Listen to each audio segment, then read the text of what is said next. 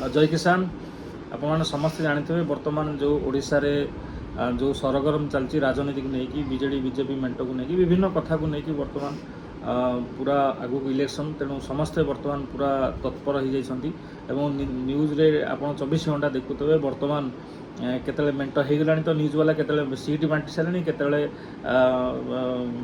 Seat माने तांकर पड़ुनी बोलिक चर्चा कर कथा हूँ आज जो भाव में मीडिया पूरा बीजेडी बीजेपी को लेकिन चर्चा करुच्ची जदि सेमती चर्चा आज ओडिशार जनसाधारण करते आज हुए तो भाग्य किसी अलग होता आपण मैंने देखुते भुवनेश्वर विभिन्न जगार आज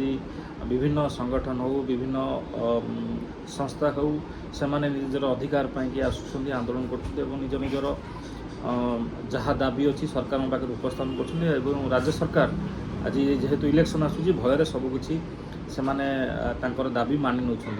आप देखुए मेयर को दरमा 8,000 ରୁ 50,000 करदे सरपंच दरमा 10,000 करदे भल कथा हवा दरकार लोक प्रतिनिधि से निश्चित बढ़िया दरकार किंतु जितेबले कृषकटी भुवनेश्वर अभिमुखे यात्रा करे जिते कृषकटी निजर अधिकार पाई विभिन्न हेडक्वार्टर आगे आंदोलन करे ताकू अणदेखा करा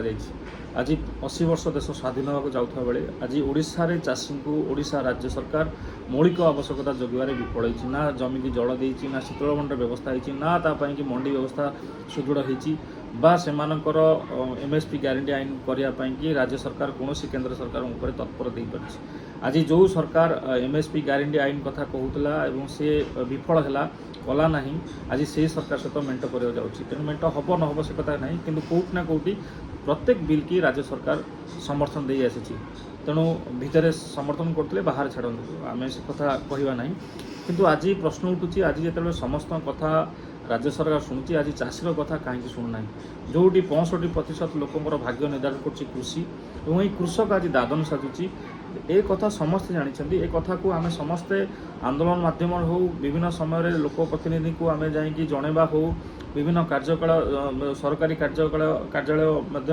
धारणा देव हो ये सब कथा आम करते आज ओडिशार चाषी कथा कौन कथा एपर्यंत शुणागला ना कि जो दाबी अच्छी से दाबी उपर कहीं तत्पर हेले ना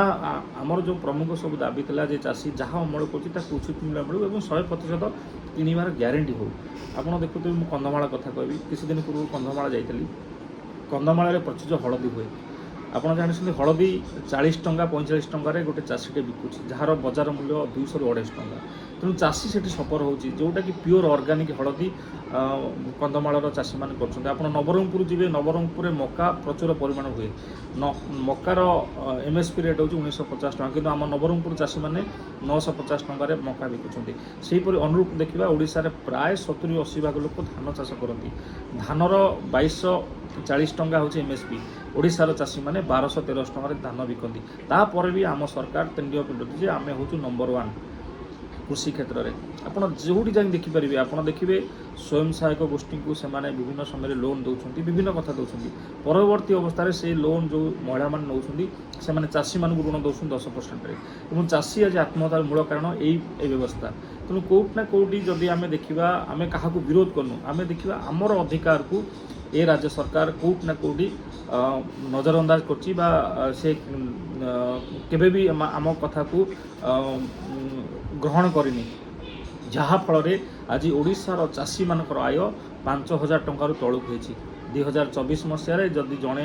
लोक 5,000 टका रोजगार कर किभली भाव में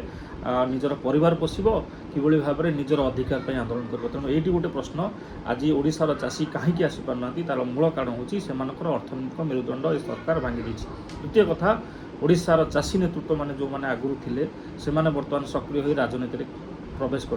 राजनीति क्या मना ना किंतु कृषि को आधार कर जो भाव में से राजनीति कर कौट ना कौटी मन प्रश्न एमाने कौन सतरे राजनीति करके ओडिशार चाषी मान भाग्य निर्धारण करेंगे तेणु जनता मान प्रश्न निश्चित पक्षे आपण मैंने तार उत्तर रखिए आमर खाली गोटे कथा जे आपण मान सहयोग आवश्यकता अच्छी ओडिशार चाषी कूल ओडिशार युवक मानकर भविष्य अंधकार होगा जाऊँगी दादन न खटी ओडिशार चाषी कूल को आहरी किभली भाव उन्नत करवा आपण मान सहयोग कामना करूँ आ निवेदन करूँ आपण मैंने आसतु संग्राम करवा ओडिशार चाषी कूल को आहरी आगू नापी कि आपण मानकर आवश्यकता आपण मानकर सहयोगिता आपण मानकर आंदोलन आपण मानकर हक लड़े निश्चित ओडिशा को एक नुआ दिग्दर्शन देव जय जगन्नाथ जय किसान।